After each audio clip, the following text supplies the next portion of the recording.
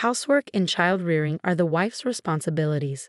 By pushing all of that onto your husband, you're failing as a wife, my mother-in-law declared, unable to accept that her son was involved in household chores and parenting. She added, "Don't forget how your life is being supported. It's thanks to your husband that this household runs smoothly. Aren't you lacking in gratitude?"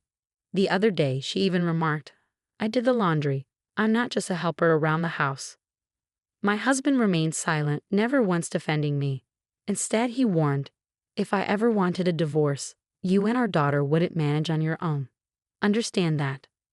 Feeling harshly criticized and belittled by both my husband and mother-in-law, I reached my breaking point. I'm Katie, a 30-year-old office worker. I met my husband Gary in college and we started dating soon after. As we both transitioned into working adults, marriage seemed like the natural next step. Shortly after our wedding, our daughter was born, and I changed jobs due to the irregular hours at my previous one. Now I work full-time with fewer overtime demands. What I didn't realize before getting married was that my husband had a strong attachment to his mother. He consulted her on almost every decision. When we were searching for a new house, I was surprised to find that he brought his mother along to viewings. "This apartment is spacious and well located, easy for shopping. Why not choose this one?" she suggested. "What do you think, Mom? Is this place good?" he asked, valuing her opinion over mine. When she commented that the sunlight might not be ideal and perhaps we should consider another place, he readily agreed.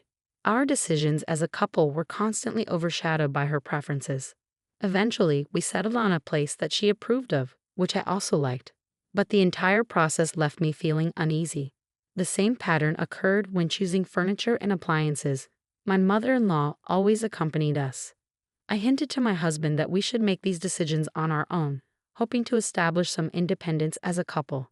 However, he didn't take the hint, continuing to appreciate his mother's presence and advice. This wasn't the only sign of his attachment to her. He often skipped dinner at home, presumably to eat with his mother, which I didn't mind due to my busy schedule. I didn't want to be seen as a nagging wife either. Years into our marriage, as our daughter grew up, we started discussing building a new house. Though my husband had always been a bit of a mama's boy, he was also gentle and uncomplaining when she wasn't around. He was great with our daughter too. I longed for a peaceful new home for just the three of us, my husband, our daughter, and me. So when he suddenly suggested that we live with his mother, I was completely opposed to the idea. "Mom's getting on in years, and I'm worried about her future. How about we live together with her?" he proposed. His mother likely wanted to live with her son and grandchild, but I was adamantly against the idea. She never listened to my opinions, and I always had to be careful not to offend her. She spoiled my husband and clearly saw me as nothing more than an obstacle. Living together would mean seeing each other every day, something I desperately wanted to avoid. "But your mom doesn't want to move far from her current home, right?" I countered, knowing she preferred to stay in the area she had lived in for years. "Yeah, she has friends there and doesn't want to move far," he admitted. "But that area is too far from our workplaces," I pointed out, knowing it would double our commute time. I wanted to live in an area that was convenient for commuting and ideal for raising kids. "Look at this place, it's close to the train station and near your mom's house. What do you think?" I showed him some options from a real estate agent, highlighting areas with plenty of parks, nature, and convenient shopping. While it meant living separately from his mother, the proximity that would allow us to visit her quickly seemed appealing to him, and he agreed with my suggestion. I felt relieved that we wouldn't have to live with my mother-in-law, but that relief was short-lived. She began visiting our house frequently, and my husband welcomed her visits, making it difficult for me to refuse them. I understood her desire to see her grandchild, but our daughter never warmed up to her and would start crying whenever she saw her. I worried this would upset my mother-in-law. Even on days off, I couldn't relax when she was around. "Can't we spend our days off just as a family?" "I always feel on edge when your mom is here," I suggested. "She's my family too." "You're the one making it awkward," he replied, offering no sympathy. Every time she came over, she criticized my cooking and housekeeping as part of her guidance. She'd nitpick my cleaning, especially when I was planning to do a thorough job over the weekend. It was exhausting to be criticized right when I was about to start cleaning, and the meals I worked hard on never seemed to suit her taste. "You don't have the basics of cooking down." "At this rate, you'll never improve," she'd say. "I'm sorry," I'd reply meekly. "It's true, your soup is always too salty.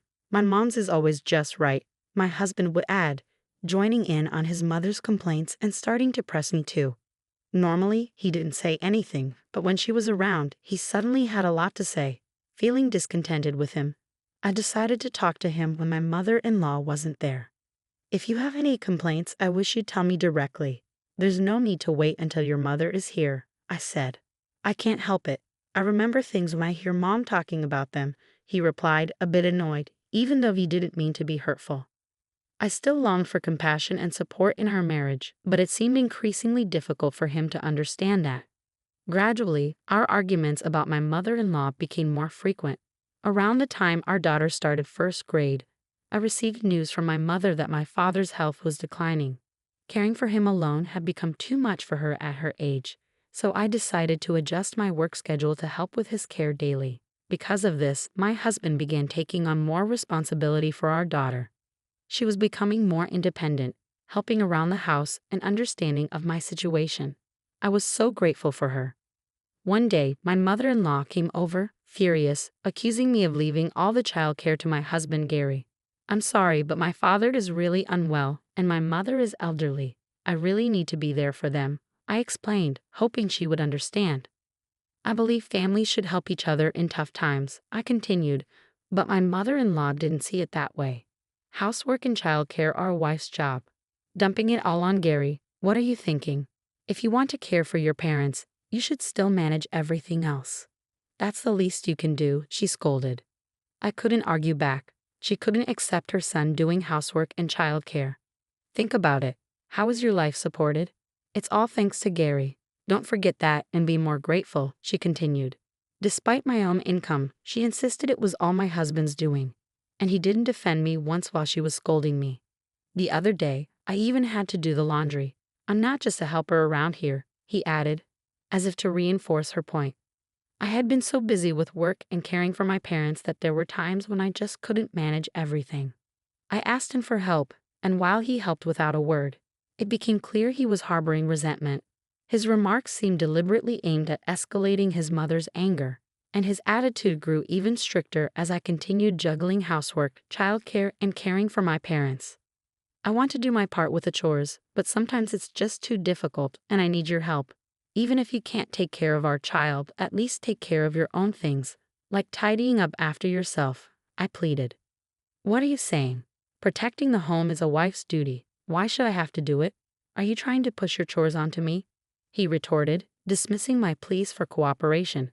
No matter what I said, he wouldn't understand. "Stop talking big when you don't even make as much money as I do. If I say I want a divorce and it really happens, you do realize you and our daughter won't be able to live on your own, right?" he added, his words cutting deep. I couldn't deny it. My income had decreased since I changed jobs, and now it was less than his. With a young child, I had chosen a job with fewer overtime hours rather than a higher salary. Since then, he had become increasingly unreasonable. "If you want to care for them so much, clean the house thoroughly first," he demanded, knowing full well that it was impossible for me with a full-time job. His demands extended beyond cleaning to meals as well. "This isn't enough. Don't always settle for stir-fries, and I don't want store-bought ready meals," he insisted. No matter how exhausted I was from work, skimping on dinner wasn't allowed. I was physically and mentally drained from having to prepare homemade meals daily. I lost interest in my husband, no longer asking for anything or taking care of him as much. I couldn't trust him with our daughter, so I started bringing her with me when I visited my parents. My mother adored her granddaughter and was always thrilled to see us, and my daughter loved playing with her too. "I'm happy when you bring her, but don't overdo it. You look tired." "I'm worried," my mother would say. "It's okay, Mom. I'm relieved you're here to watch her," I would reply, feeling guilty for relying on her so much. Time passed, and my father passed away. My mother and I had to manage many things, and we discussed our family's future. It turns out my father had been a wealthy man with several properties, including our large, well-maintained family home. "You'll continue living here, right, Mom?" I asked. I assumed my mother would want to stay in the family home, but she thought differently. "This house is too big for me alone," she said. Eventually, she decided to move to a flat, and I would take over the family home. After the funeral, I stayed at the family home with my daughter to sort through my father's belongings and handle inheritance matters. One day, while my mother took my daughter out, I was left alone, absorbed in my tasks. Suddenly, my mother-in-law and husband showed up at my parents' house. "Why are you here so unexpectedly? What do you want?" I asked, startled by their unannounced visit.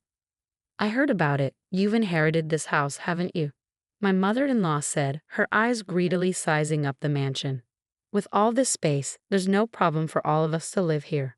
"What?" I couldn't grasp the meaning of her words and exclaimed in surprise. With a malicious smile, my mother-in-law continued, "We're moving in today. It's time to re-educate you properly as a daughter-in-law." Daughter-in-law? Educate? I was incredulous. It was almost laughable. I stared them down and declared, "Me, your daughter-in-law? I'm single, you know." "What are you talking about?" They seemed confused by my statement. "I've already filed for divorce, so we're strangers now. Unfortunately, there's no daughter-in-law here for you to educate." They were dumbfounded, clearly not expecting me to have actually filed for divorce. "How absurd! That's outrageous," my mother-in-law exclaimed. "It's neither absurd nor outrageous. Gary himself initiated the petition for divorce and received the summons from the court," I said calmly. "She's delusional, a wife defying her husband." My mother-in-law was fuming, her anger escalating. I had sent the response back to the court just before my father passed away. My husband had been no help during my father's illness and had only made things harder for me.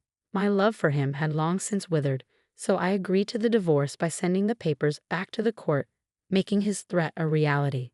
I had initially intended to discuss the divorce with him, but neither he nor my mother-in-law would listen. Then my father passed away and the moment was lost. As I listened to her barrage of harsh words, my patience finally snapped. Expecting a wife to obey her husband in everything is an outdated notion. "I'm neither a housekeeper nor a maid," I said firmly. I didn't care if my mother-in-law hated me anymore. I was no longer her daughter-in-law. "How dare you speak like that? Don't get above yourself," she raged, lunging at me. I tried to resist, but she was surprisingly strong. "Stop it. Let go," I shouted, struggling to break free. "How could you divorce without discussing it? Unbelievable. Such a terrible daughter-in-law, trampling on my son whom I raised." Her eyes were bloodshot with fury as she glared at me. "Come on, do something about your mother." I pleaded with my husband, but he just stood there, motionless, unable to accept the reality of the divorce. Realizing I couldn't handle this alone, I struggled with my mother-in-law as I somehow managed to call the police. Even as the officers arrived and I explained the situation, her anger showed no signs of abating. "Please calm down," the police officer said, reaching out to my mother-in-law. "Stop it, don't touch me." She reflexively brushed him off, but in the process, her hand struck the officer's face, leading to her immediate restraint. Despite this, her agitated state continued to pose a danger, so she was taken to the police station. As I watched the police car drive away, I approached my husband, who was standing there dazed. "I'll be claiming alimony for the mental anguish you caused me," I said. "Alimony?" he asked, still in disbelief. "Yes, I've recorded everything," I replied calmly. My husband stood there gaping, seemingly lost without his mother to rely on. Time passed, and one day, my ex-husband appeared at my workplace, apparently through a mutual acquaintance from university. Bad rumors about him had spread at his job. Talk of a runaway wife, mother-in-law problems, and pity for the wife circulated among his colleagues, making him uncomfortable enough to decide to resign. I was shocked to see him. His hair was unkempt, a scruffy beard covered his face, and his overall appearance was disheveled. He had fallen into gambling due to stress and was struggling financially. Given his mother's own gambling habits, his income alone wasn't enough. "It's a nuisance, you coming to my workplace," I said coldly, no longer able to muster any sympathy for him. "I told you, but you never respond when I contact you," I said firmly. "I don't want anything to do with you or your mother anymore," I asserted. "Hear me out, please. Can we reduce the child support? It's been really tough lately," he pleaded. The amount was agreed upon by both of us. "You wanted to do what was best for our child," I reminded him. He clicked his tongue in frustration, glaring at me. "Things have changed. My income is lower, And I hardly get any bonuses, he argued. I knew that if they stopped gambling, they could manage life while still paying alimony and child support, but he didn't see it that way. He wanted to shirk his responsibility as a father. Look, we're both struggling on a single income. Shouldn't we give it another try? He suggested, proposing remarriage out of financial desperation. I was utterly disgusted. His hypocritical manner of proposing infuriated me. Remarry? No way. I never want anything to do with a mama's boy like you again, I retorted. Mama's boy? He reacted, clearly not self-aware. You can't make a single decision without your mom. The house, the furniture, the appliances, you consulted her for everything, I continued. He tried to defend himself, but I cut him off. I know you always go shopping for clothes with your mom and have her pick them out for you. That's generally called being a mama's boy, you know. My ex-husband grunted as if struck by the truth of the matter. He considered himself a devoted son, but to me he was just a dependent mama's boy. And you, I added, you always used to make fun of my income. Well, that's going to end now. What do you mean? He asked, his tone filled with disbelief. Actually, I'm earning more than you now. What? That's impossible. There's no way you earn more than me, he scoffed. It's true. I got a promotion. Yes, I was recognized for my hard work at my new job and am on the path to success. He refused to accept my words, stunned. It made sense, though. He always flaunted his high salary and looked down on me. He never imagined that the wife he belittled would end up earning more than him. You don't have to believe me, but I can show you the pay stubs anytime, I said confidently, knowing that my substantial income, along with my inherited father's estate, had changed the dynamics completely. I can live comfortably without a husband. My days are now pleasantly quiet, free from his domestic demands and his noisy mother. So if that's the case, give me a share of the inherited house and other properties. I have a right to them, my ex-husband insisted. I sighed and explained, listen, inherited property isn't considered part of the marital assets. Sorry, but you have no claim to it. Damn it, this is all because you filed for divorce without my consent.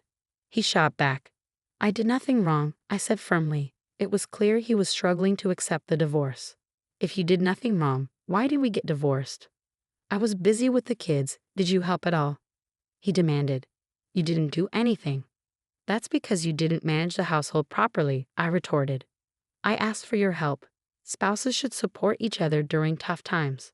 My love gradually faded because you failed to understand the importance of cooperation and support in a marriage. He couldn't grasp how I felt, especially when I needed support the most and didn't get it. It was unfair to expect me to handle all the household chores and child care while working full-time. His belief that housework and child-rearing were solely a wife's responsibility showed his reluctance to share responsibilities. You're the problem for trying to involve the husband, he argued, his voice rising. His ingrained mindset, likely shaped by his mother, seemed impossible to change. Eventually, he created a scene outside my workplace and was escorted away by security guards. Later, he and his mother faced financial difficulties, losing their family home and moving into a cheap flat. They struggled to pay alimony and continued to live in poverty, unable to quit their gambling habits. Now, it's just my daughter and me living together. With help from my mother when work gets busy, we're enjoying a happier life. I've become more cheerful, smiling more often, which seems to make my daughter happy too. I used to worry constantly about my ex-husband and mother-in-law, but now I'm focused on moving forward and showing my daughter a life that's true to myself. From now on, I'll be raising my daughter alone, firmly instilling in her the values of compassion and mutual support, and teaching her to face challenges with a smile.